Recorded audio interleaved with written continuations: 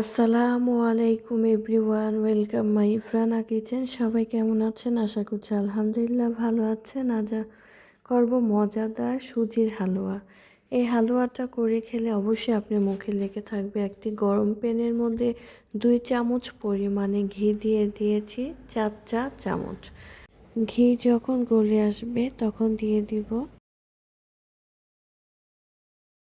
2টি এলাচ দিয়েছি, এক টুকরো দারচিনি দিয়েছি, দিয়ে ভালোভাবে একটু ভেজে 1 কাপ সুজি দিয়ে ভালোভাবে নেড়ে চেড়ে আরেক কাপ পরিমাণে সুজি দিয়ে দিব। 2 কাপ পরিমাণে সুজি আজকে হালুয়া করব। এটা খুব সুন্দরভাবে আরেক কাপ দিয়ে দিলাম। 1 কাপ নাড়াচাড়ার পরে এটা খুব সুন্দর করে ভেজে নিতে হবে, যাতে এই ভাজাতেই সুন্দরভাবে সুজিটা অর্ধেক সিদ্ধ হয়ে যায়। এটা 15 মিনিট পর্যন্ত 10 থেকে 15 মিনিট ভেজে নিতে হবে, যাতে নিচে না লেগে যায়। একদম মিডিয়াম আঁচে সুন্দরভাবে ঘিয়ের সাথে ভেজে নিতে হবে। একদম ভাজতে ভাজতে মনে হবে যে গরু দুধের মতো দেখতে, এমন একটা সুন্দরভাবে ভেজে নিতে হবে। এটা অ্যারোমাটা খুবই সুন্দর আসবে।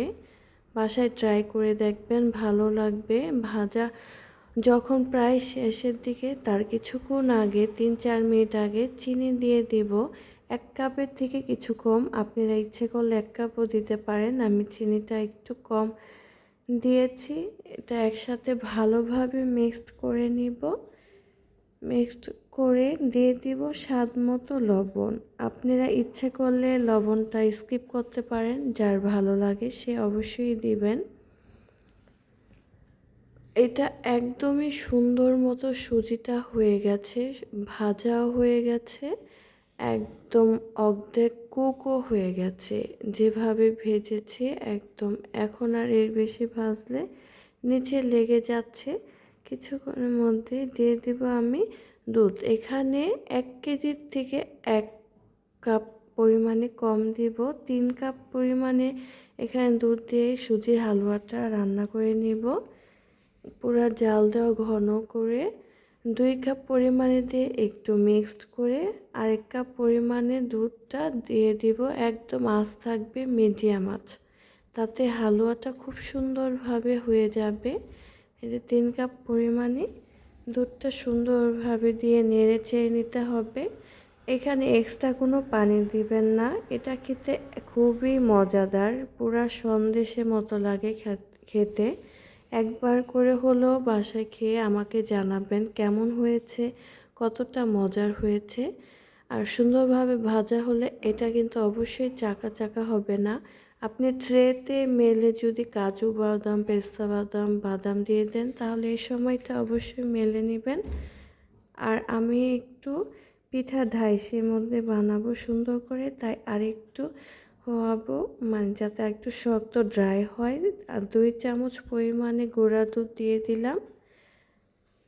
এটা আপনারা যারা ট্রেতে দিবেন, এটা পিস পিস করে কাটবেন, আরেকটু আগে দুধটা দিয়ে দিবেন। আমি এই দুধটা, গুঁড়া দুধটা দিয়ে কিছুক্ষণ নাড়াচাড়া করেই নামিয়ে ফেলবো, কারণ এটা একদম ড্রাই না হলে বিস্কিটের মতো দেখতে হবে না। বিস্কিটের মতো করলে দেখতেও সুন্দর লাগে, খেতেও ভালো লাগে। বাসায় করে অবশ্যই ট্রাই করে দেখবেন বাচ্চারা কতটা পছন্দ করে। খুবই সুন্দর। আমার ভিডিওগুলো যাতে ভালো লাগে অবশ্যই like, comment, share, subscribe, follow করে আমার পাশে থাকবেন।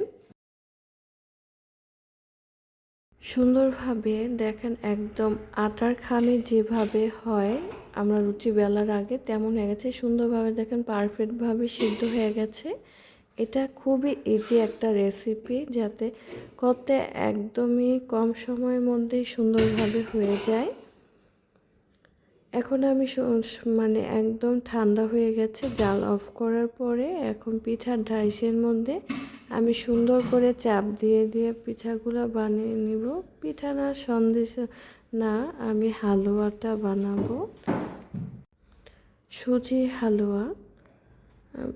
দেখেন, প্রথমে বল বল করে চাপ দিয়ে পিঠার ডাইসে একটু চাপ দিলেই সুন্দর একটা ডিজাইন হয়ে যাবে। দেখতেও সুন্দর লাগে, খেতেও ভালো লাগে। আর যারা পিঠা পছন্দ করেন অবশ্যই এভাবে করে আপনি ভেজে খেলেও কিন্তু একটা পিঠা হয়ে যাবে এই হালুয়াটা।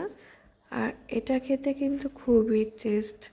আর যেটা আপনি রুটির সাথে খাবেন অবশ্যই আরেকটু সফট রাখবেন যখন ট্রেতে মেলবেন, না হলে খেতে কিন্তু একদম গলায় আটকে আসবে। এটা কিন্তু শুধু খেতেই মজা।